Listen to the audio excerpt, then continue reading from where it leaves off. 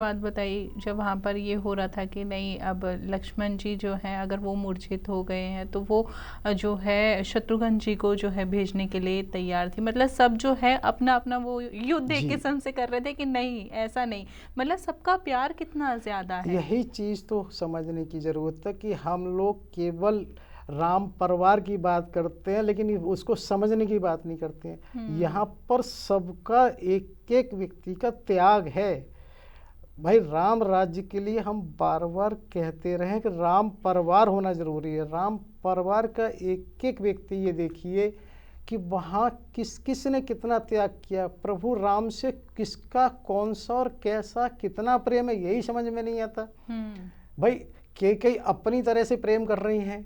अगर उन्होंने राम वनगमन नहीं किया होता, ये सब कहाँ से मानस जी लिखी जाती, कहाँ से राम राम हो जाते बिल्कुल। हैं। माता सुमित्रा को हमने देखा कि जिस समय जब वनगमन हुआ तब कैसे हुआ, उन्होंने उर्मिला को कैसे किया बिल्कुल। कि कैसे हो जाए, और उन्हें एक संकेत भी ये नहीं हुआ। उन्होंने तो ये तो होना ही चाहिए, सेवक का धर्म है। अच्छा, ये बात ना थोड़ी सी समझनी भी सर बड़ी मुश्किल हो जाती है कि मतलब एक होता है ना, जैसे एक माँ है वो अपने पुत्र को न्यौछावर करने के लिए तैयार है, और आज के समय में जब हम देखते हैं तो एकदम अलग चीज़ें हो रही है। तो इतना समझना बड़ा मुश्किल हो जाता है कि वो समय था और राम जी का जो परिवार था सब कुछ न्यौछावर करने के लिए तैयार थे वो प्रभु के लिए। पर कैसे हो पाता है ये सब ये कुछ। ऐसे हो पाता है, हम जुड़े हुए किससे हैं? क्योंकि हम्म। वहाँ एक एक व्यक्ति प्रभु राम से जुड़ा हुआ है, राम का प्रेमी है। हम्म। अब वहाँ दशरथ जी ने भी उन्हें राम विमुख नहीं हुए, उन्होंने प्राण त्याग दिए, राम को नहीं छोड़ा। तो यहाँ यही चीज़ तो समझना महत्वपूर्ण है कि राम के परिवार में त्याग है, भोग नहीं। कोई भी चीज़ ऐसी किसी के पास नहीं है जिसे वो ना छोड़ सके, ना त्याग सके, ना कुछ। राम के अतिरिक्त और कुछ है ही नहीं है।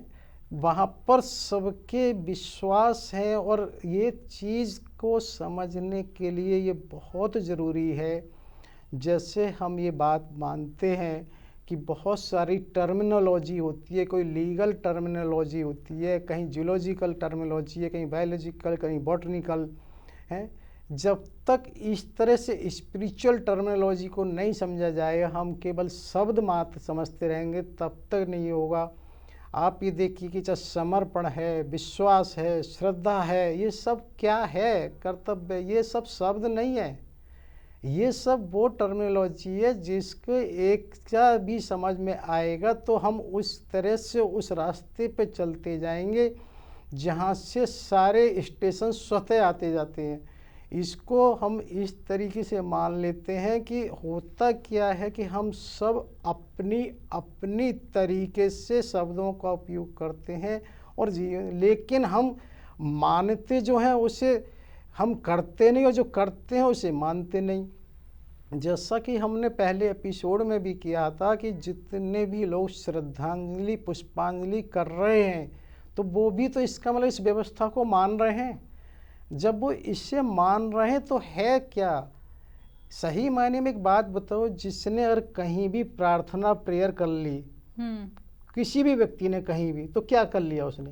उसने इस बात को मान लिया कि कोई अदृश्य शक्ति। दुनिया है, बिल्कुल। इनविजिबल वर्ड है। वो बिल्कुल। क्यों प्रार्थना कर रहा है? उससे कोई फोर्स तो करा नहीं रहा। हम्म। तो अर्थात इस तरह से करने से उस व्यक्ति ने अप्रत्यक्ष रूप से ये मान लिया कि सनातन धर्म है।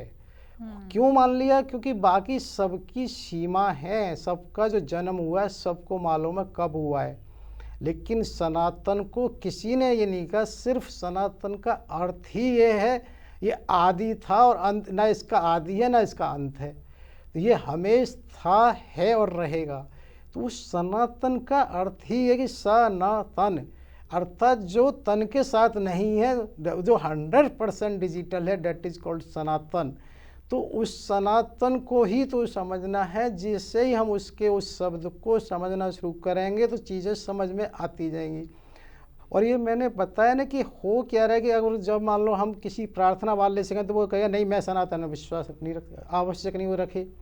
लेकिन वास्तव में उसके कहने ना कहने, मानने ना मानने से नहीं हुआ, लेकिन उसकी क्रिया ने ये सिद्ध कर दिया कि उसका भी विश्वास सनातन में है। क्योंकि सनातन को यही तो कहते हैं हम कि भाई ना इसका जन्म हुआ ना कभी मृत्यु होगी। तो यानी जो व्यक्ति भी प्रार्थना कर रहा है वो उसे स्वीकार कर रहा है। तो यहाँ ये चीज़ बड़ी महत्वपूर्ण हो जाती है कि ये चीज़ें हम कभी कभी मन से स्वीकार करते हैं, कभी शब्दों से करते हैं, कभी कैसे करते हैं। बिल्कुल, हर कोई करता ही है, करता ही इस है। चीज़ को स्वीकार। तो इसीलिए इसको समझना है, राम राज्य के लिए राम परिवार आवश्यक है, राम परिवार के लिए त्याग, सेवा, बलिदान सब बहुत आवश्यक ज़्यादा है। ज़रूरी है। और